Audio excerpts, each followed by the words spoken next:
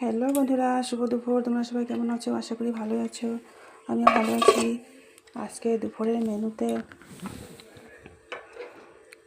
এঁচুড়ের তরকারি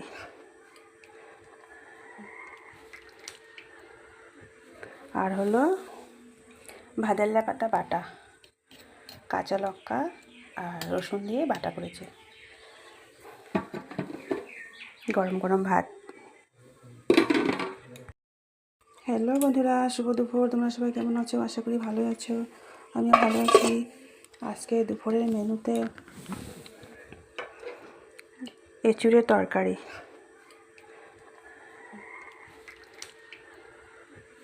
আর হলো ভাদেল্লা পাতা বাটা, কাঁচা লঙ্কা আর রসুন দিয়ে বাটা করেছে, গরম গরম ভাত।